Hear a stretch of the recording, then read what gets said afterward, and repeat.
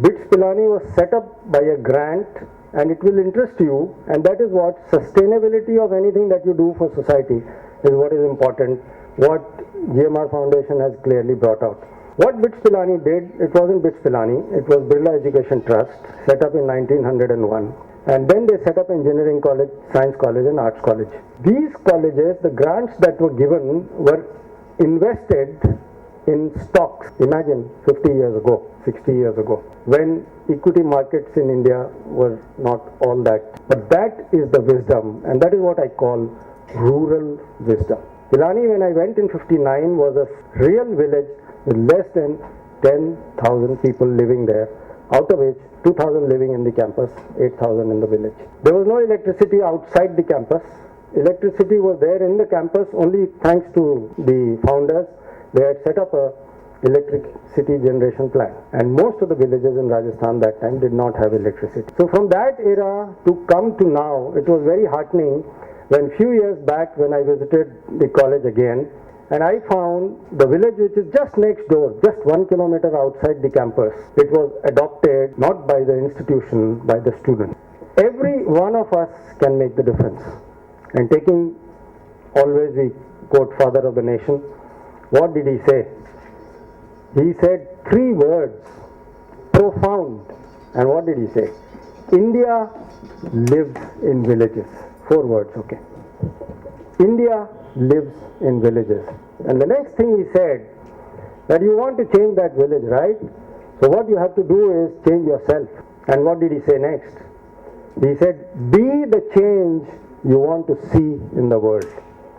Now taking, lot was mentioned, Brigadier Jagdisham mentioned about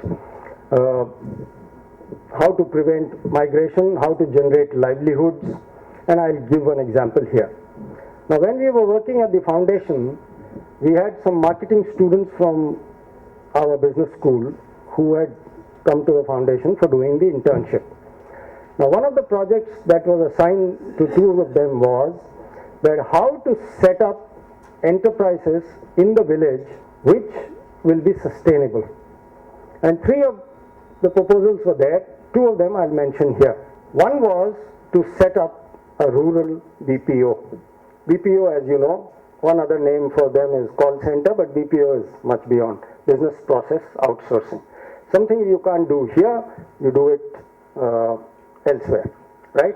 For example, all of you use cell phones. So when you call up the customer relation center of your Airtel or Tata Docomo or anybody, it is not answered by that company. That call is outsourced to somebody, and that company is actually handling your query. And the business plan to set up that was conceived by 2 MBA students, of course under guidance of the foundation and after visiting the rural areas and so on. Similar proposal to use banana waste in villages where the trees have produced the banana, but otherwise now what do you do with it, was also one of the projects. Now that did not see light of day in our country, but the University of Oxford took that case study and converted that as a social entrepreneurship example. That was one example. Second example that I wanted to give was when we want to give skills that are needed for people to gain employment. And once again, full credit to GMR Varalakshmi Foundation for taking up this aspect. Education in itself is not complete unless somebody is able to apply it in real life and stand on their own feet. What our country needs is entrepreneurs. So, giving an example here, what we found when I was working in the foundation and 200 of those villages in coastal Andhra, as you know, that's a economically better part of Andhra Pradesh, but at the same time, the government schools needed a lot of help.